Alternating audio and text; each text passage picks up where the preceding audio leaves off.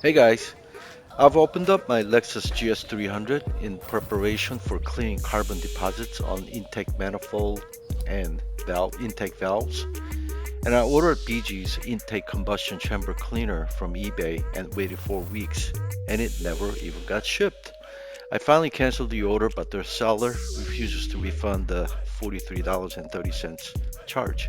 But luckily, eBay stepped in and refunded me. Guys, please don't buy from the seller fry pan parts. I think he's just a scammer.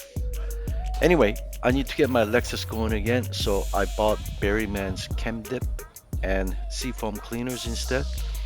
I've already started to clean both upper and lower intake manifolds, and I can see that this is going to be a tedious task, and it's going to take some time. In the meanwhile, I wanted to share with you just how heavy the carbon buildup is on my intake valves. First, I'm surprised how deep the intake valves are located. It's going to be really difficult to clean the carbon on this engine.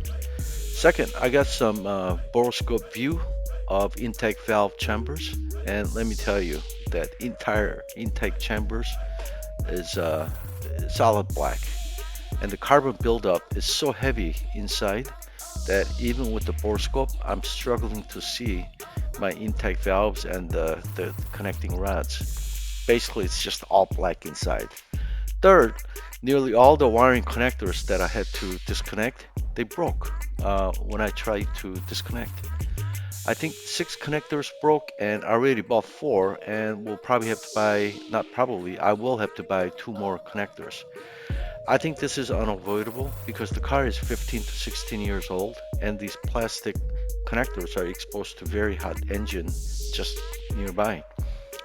Fourth, when you add up all the costs for new gaskets, replacement connectors, several cleaning solutions, cleaning brushes and other kits, and a fresh oil change at the end so that, just to ensure that I'm not running with oil that's contaminated with all the cleaning solutions I'm going to use, I think this job is going to cost perhaps $200 or more, and that's not counting my personal labor.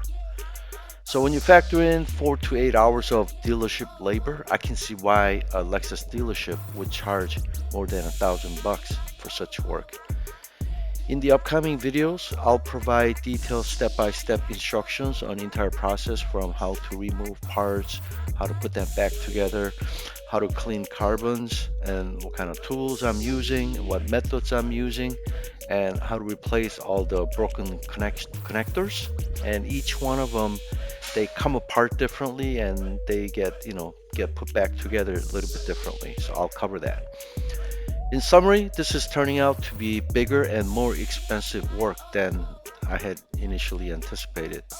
But on the other hand, I'm super glad to clean this massive carbon buildup now before they get much worse and create bigger and more expensive problems later, because I really like the car and I really intend to keep this car for a very long time. So anyway, thanks guys for watching, and I'll see you guys soon with follow-up videos on this. Take care.